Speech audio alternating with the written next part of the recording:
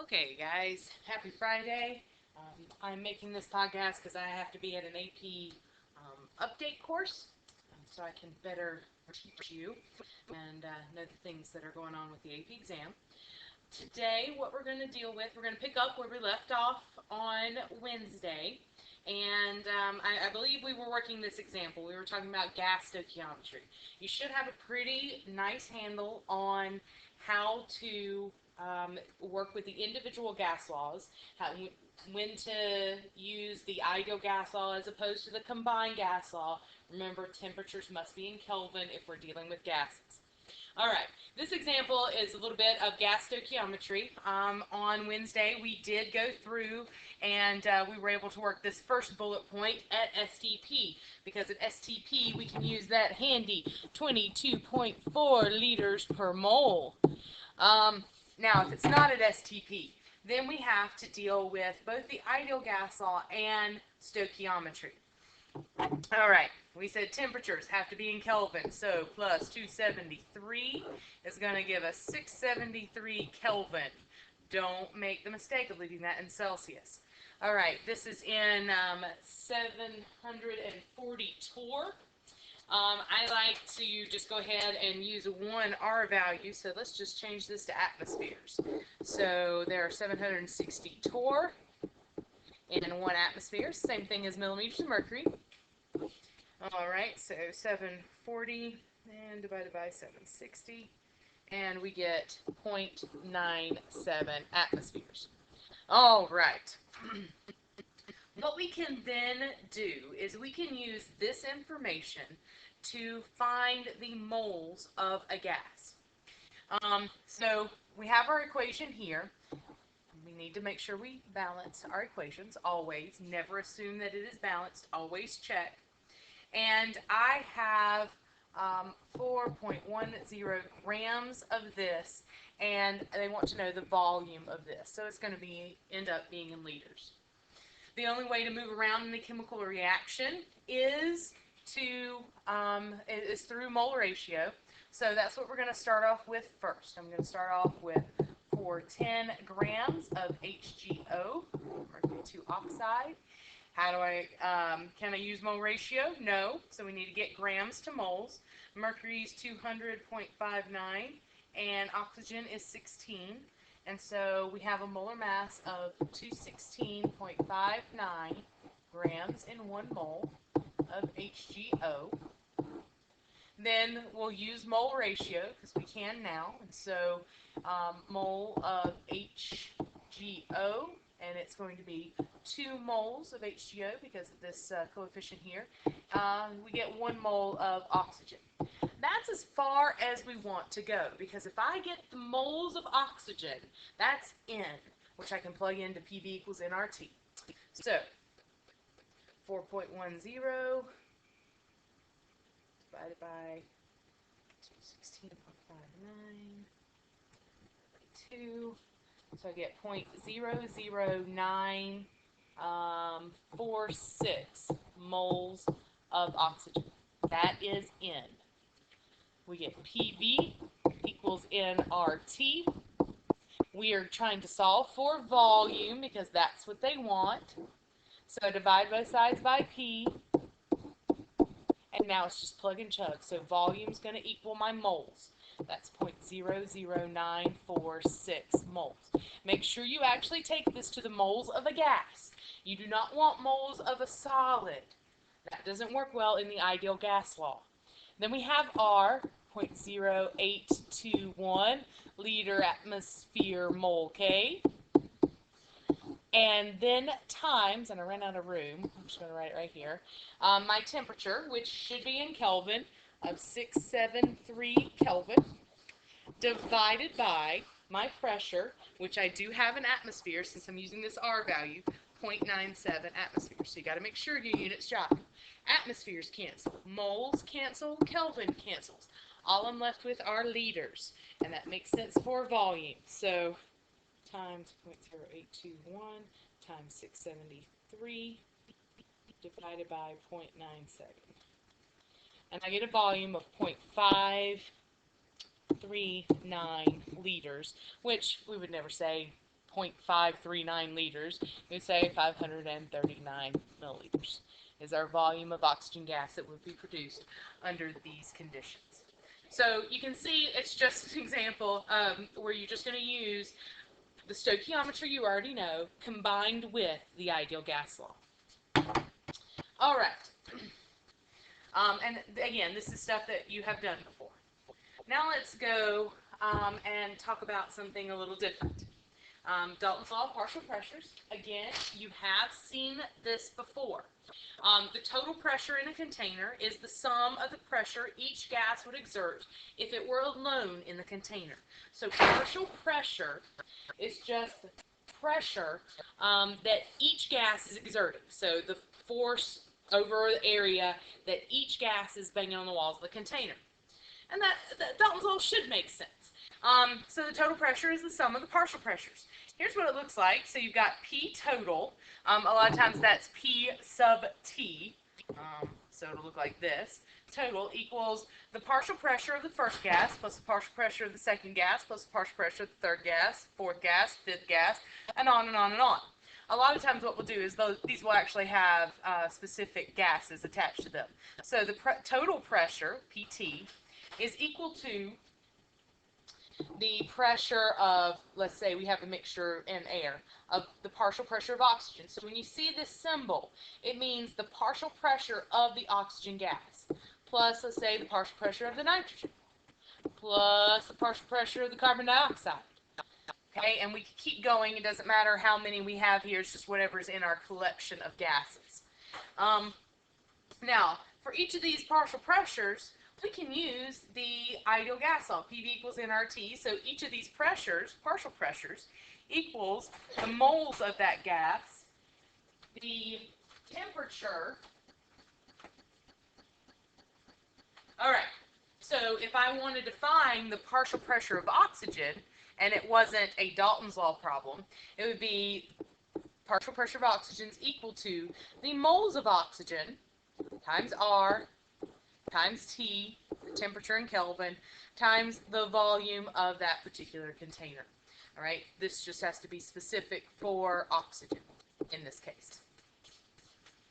All right, now we got lots of different things that we can do with this, different applications. So let's look and see about some of them. We'll just continue with this. Again, total pressure. This is the partial pressure of the first gas, plus partial pressure of the second gas, plus partial pressure of the third gas, and so on and so forth. If they're in the same container, then R, T, and V are all the same. So all we have to do is we can expand out Dalton's law of partial pressures, and we can add up to get the total pressure. It would be the total moles of everything.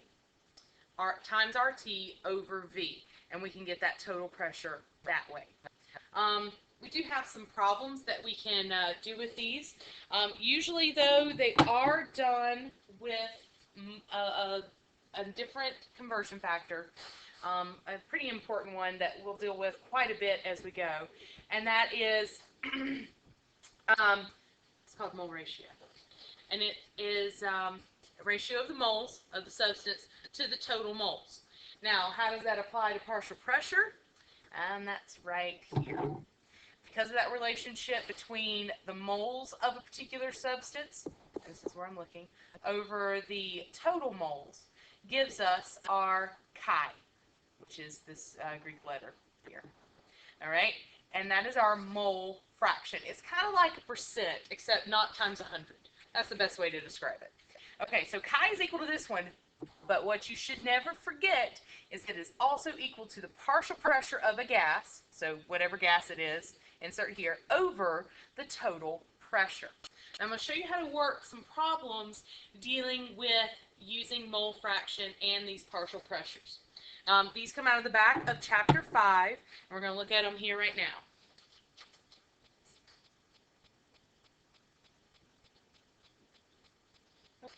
So back of Chapter 5, let's look at number 84 right here. Okay,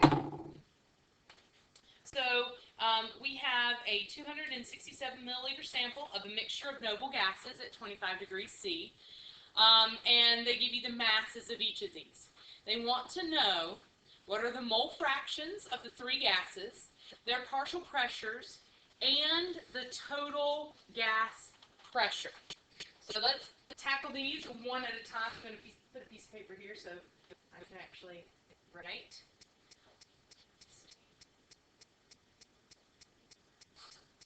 There we go.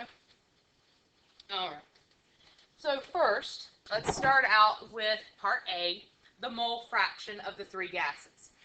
Mole fraction, this is A, mole fraction is equal to the moles of that particular substance. And let's just start with the first thing, moles of argon over the total moles. And that'll give me the mole fraction of argon. So you see how the notation is, we just kind of put what the mole fraction is that we're talking about. All right, so first things first, we need to convert these guys to moles. So I'm going to take my argon, my 0.354 grams of argon, and I'm going to convert that to moles using molar mass. And so for argon, it is 39.95 grams in 1 mole. And so that gives me 0.00886 moles of argon. Then I'm going to take the next one, 0.0521 grams of neon, and let's convert it to moles. Neon is 20.18 grams in 1 mole of neon, and so we get 0.00258 moles of neon. Then we're going to get 0.0049 grams, this one right here, of krypton, and we'll convert that to moles. Molar mass of krypton is 83.80 grams in 1 mole. And so you get 0.00058 moles of krypton. All right. So, in order to get our mole fraction, we need to take the moles of each of these and divide it by the total moles. So let's go ahead and while we're over here and have all our moles, let's get our total moles. So we're going to add all of these numbers up. So 0.0115 moles is my in total number of moles. All right, so my mole fraction of argon is going to be 0.00886, which is my moles of argon, over my total moles down here, 0.0115. So that's going to be 0.886 divided by 0.0115. And so my mole fraction here is 0.77. It doesn't have units. Yay! Okay, so then we need the mole fraction of neon. That's going to be my moles of neon over my total moles. So it's going to be 0.00258 divided by, oh, that's an 8, 0.0115. 0.00258 divided by 0.0115. And so this one, I didn't leave myself enough room, is 0.22 is its mole fraction. Okay, mole fraction, my chi of krypton. And so that's going to be my moles of krypton over my total moles. And so that's going to be 0.000058 over my total moles, 0.0115. 0.0.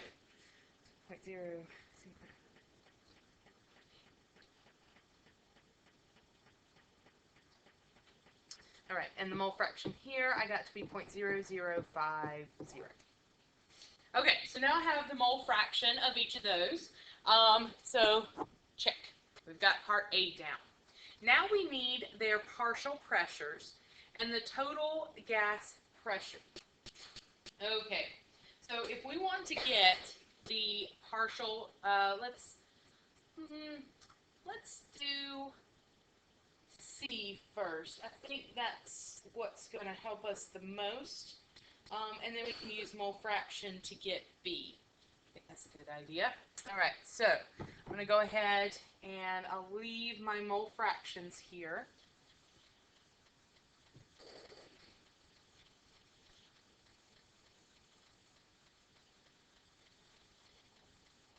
Let's write these. 0.77, 0.22, 0.0050. All right. I'm going to leave the moles too, just in case I need those. All right. So now, if we want to get the total pressure, this goes with the last thing that we just talked about in the PowerPoint. It's total moles times RT. I can do this because they're in the same container. So all of these guys are the same. So my total pressure is going to be my total moles times R times T. So my total moles is 0.0115 moles. My R value, I'm going to go ahead and say that my R value is 0.0821 liter atmosphere mole K times my temperature converted to Kelvin, 25 degrees C is 298 Kelvin. Don't do a gas law in Celsius. 298 Kelvin over my volume, which is 267 milliliters. If you look at your R value, it is in liters. Your volumes, when you use PV equals nRT, must be in liters. So this is 0.267 liters. Liters cancel out. Moles cancel out. Kelvin cancels out. All we're left with is atmospheres, and that makes sense for pressure. So let's see what that one is. 0.0115.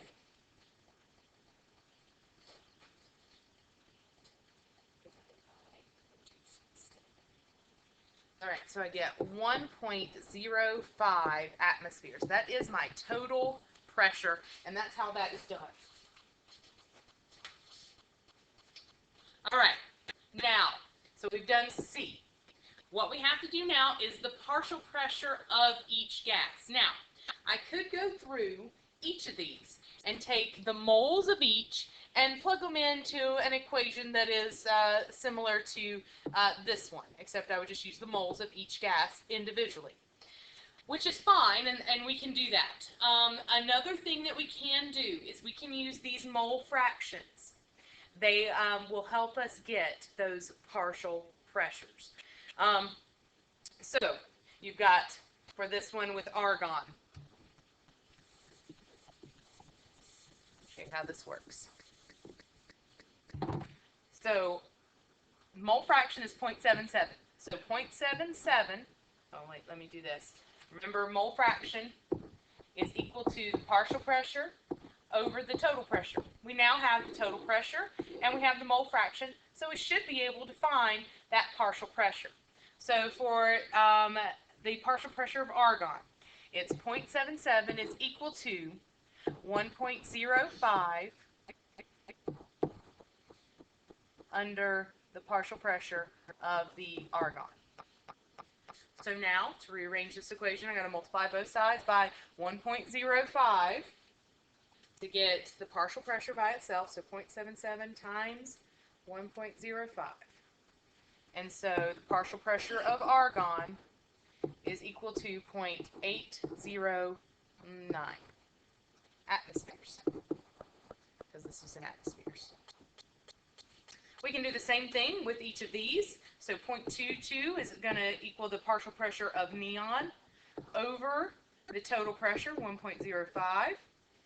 And so the partial pressure of neon is 0.22 times 1.05. And I get 0.231 atmospheres. Same thing with krypton. This is going to equal the partial pressure of krypton over 1.05.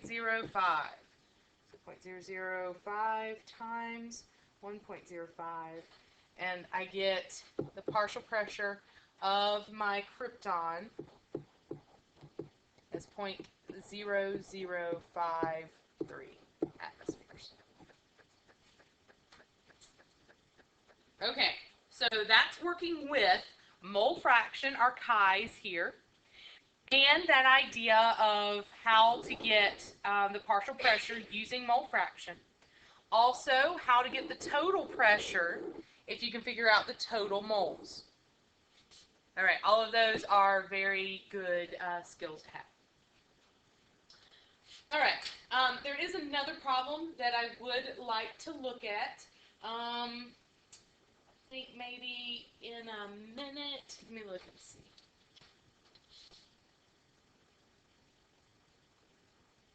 Oh, yeah, in just a minute. You got to know one more thing. Okay. So,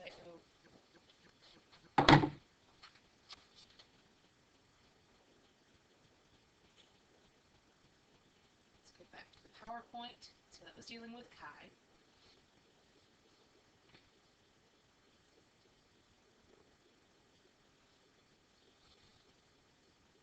We have this example, and that comes up next.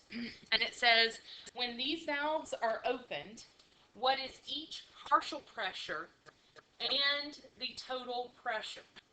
It seems like this should be a very easy problem because the pressures are right here. But that is only the pressure of each individual gas. What we have to do is we have to figure out what that pressure is total. So, with that one, just a second.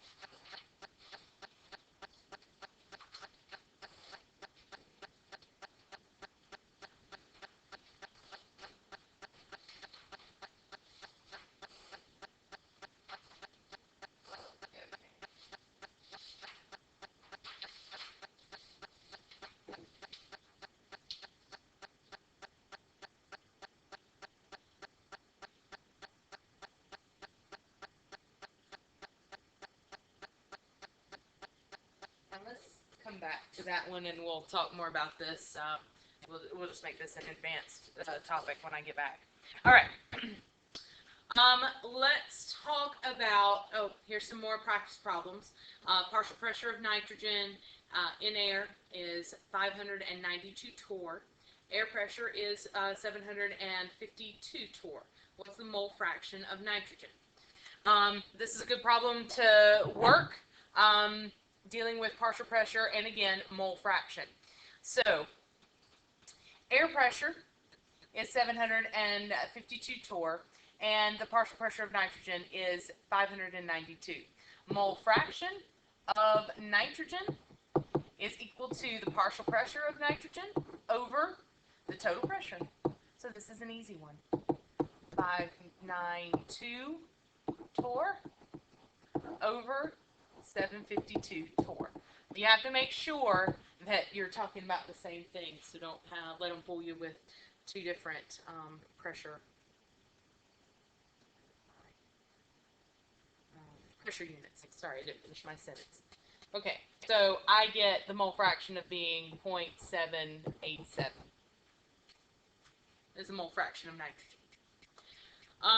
It says, what's the partial pressure of nitrogen if the container holding the air is compressed to 5.25 atmospheres?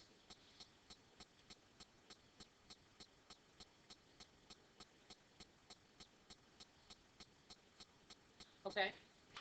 So if we end up in atmospheres, here's where they're going to mess with you. You got atmospheres here, you've got torr up here. So we just need to change its torr to atmospheres or atmospheres to torr, whichever we want to do. I'm going to go ahead and change this one.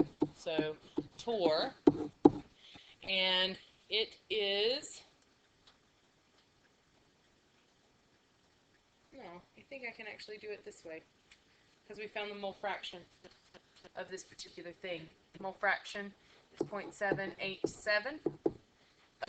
And that is going to be our total pressure, because the whole air is 5.25 atmospheres.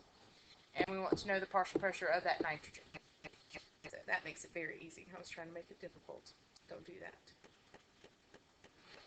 All right, so we got the partial pressure of nitrogen to be 4.13 atmospheres. Again, using mole fraction. Good enough.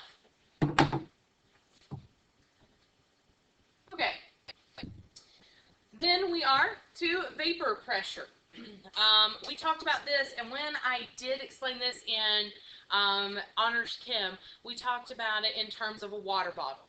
If you've ever had a water bottle in a car, you notice that after a while you start to see some condensation at the top.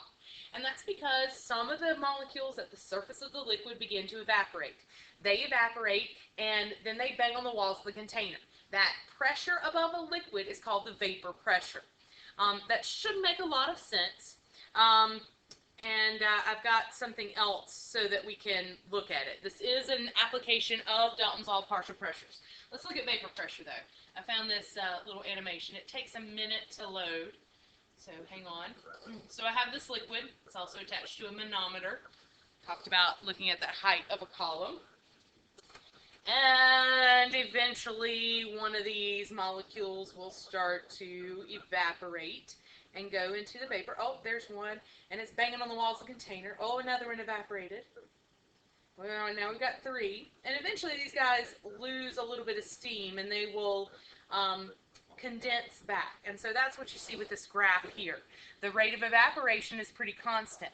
The rate of condensation increases pretty quickly, because as soon as things start to evaporate, they will start to condense down. Then we end this dynamic equilibrium, where the two rates, and that's what's equal about equilibrium, rate of evaporation and rate of condensation. So you've got molecules that are moving here in this space above the liquid, creating pressure. They're going to lose energy, go back into the liquid. At the same time, another molecule will leave the surface and evaporate. And so that equilibrium just goes on and on and on. And that's this vapor pressure measured by a manometer. You would measure the height of the mercury column, and that would let you know the partial pressure of that particular gas, or the vapor pressure above this liquid in this case. All right. So now, because we're collecting something, here we are. So we talked about vapor pressure. All right. Now, gases are often collected over water because it's easy to do. And when we collect something over water, and that is an important phrase, we've used this before, we're not only going to have, with our total pressure, we're not only going to have the partial pressure of that particular gas. Let's say we're talking about hydrogen. But if we collect it over water, some of those water molecules are also going to be in there. And so it's going to be the partial pressure of water vapor and the partial pressure of hydrogen equal that total pressure. Excuse me. If I rearrange this equation, you get this one. The partial pressure of any gas that's collected over water is equal to the total pressure, or the atmospheric pressure, whichever you want to call it, minus the vapor pressure of water. The vapor pressure of water must be given to you, or you can look it up. In your book, I think it's on page 196. Let me check on that. Let's see. Yes, there it is. Because this is what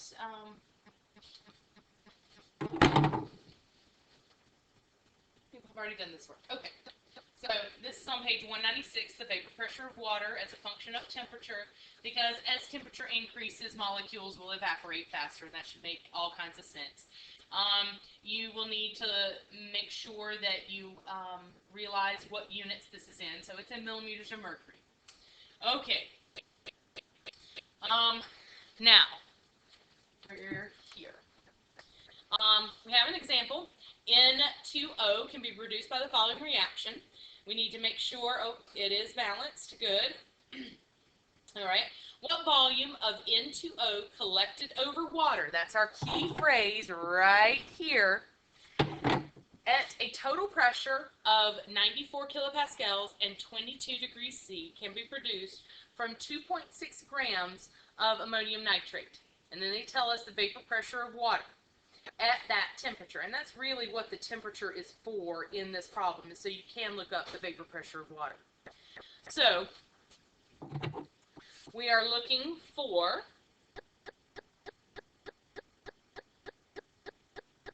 we want to know the volume of N2O, so short, and I guess it would be liters. And we have 2.6 grams of this. So this is kind of combining that problem that we started this podcast with and what we have just learned with collected over water. So first thing I'm going to do is I'm going to use dimensional analysis to get to moles of N2O. So 2.6 grams of NH4NO3. And then I'm going to convert that to moles. So we have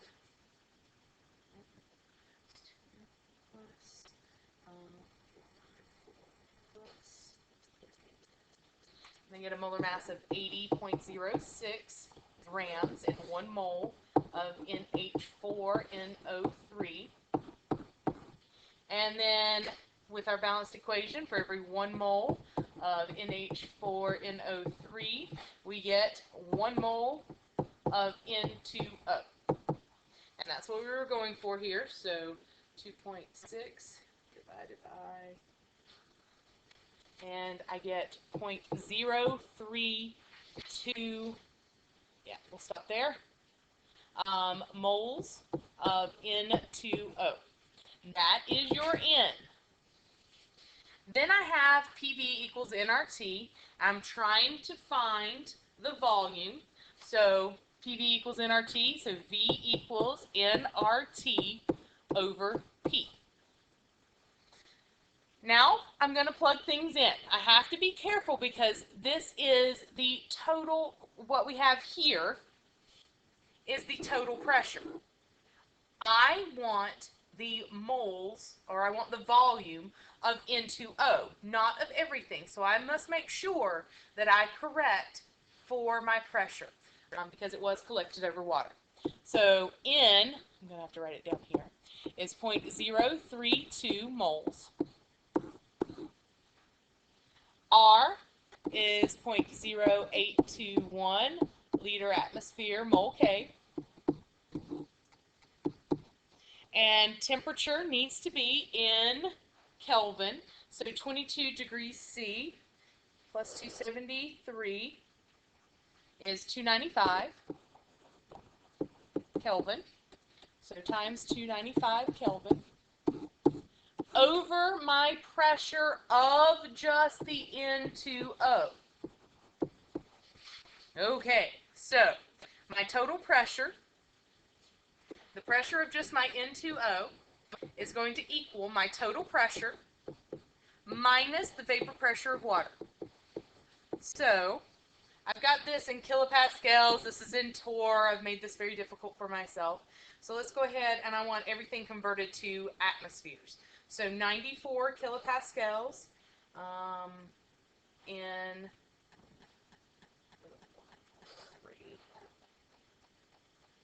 okay, this is 0.928. I guess I should do 0.93. Let's do that instead. Keep my sig figs. 0.93 atmospheres. So I just converted this to atmospheres using the conversion factor. Minus, now I'm going to convert 21 torr to atmospheres. And this in atmospheres is 0.028. Yeah. Atmospheres. So my total pressure is 0.93 minus 0.028. And my total pressure is 0.90. Just again, keeping with my sig figs there. Atmospheres. That is my pressure of just my N2O. That is the pressure I need to put in here, not the total pressure. 0.90 atmospheres. Atmospheres cancel, moles cancel, Kelvin cancels. All I'm left with are liters, and that makes sense for volume. And so this is going to be 0.032 times 0.0821 times 295 divided by 0.9. So my volume's 0.86 liters, which, move that decimal over 3 places, that would be 860 milliliters is my volume. Okay, so putting everything together, and that's how most of your AP problems are going to be, is where we are putting different things together. All right. Now, let's see.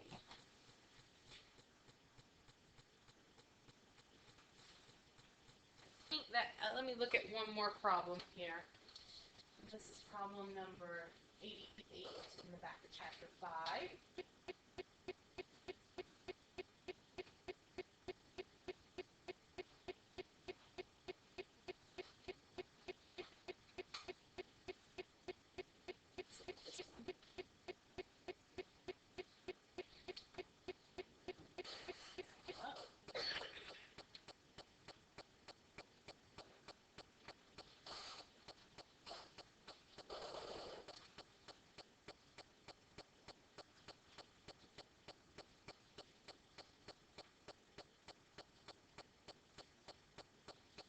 Okay. Sorry, I just had to do that so it's here. All right, so problem number 88, this one right here. This little eyeball here. Okay, good. Give me several of them. That's fine. What does it say underneath the eyeball? HCl, aqueous. Okay, so I've got a 2.02 sample of aluminum, reacts with excess hydrochloric acid, and the liberated hydrogen is collected over water at a temperature of 24 degrees C. What is the total volume of the gas collected at a barometric pressure of 760 torr? Same type of problem, but I want to see if you guys can do this one. So I'll end today's podcast with giving you this problem to work, and we'll look and make sure that we have done that correctly on, I guess it'll be Tuesday then. Hope you guys have a great weekend, and I'll see you on Tuesday.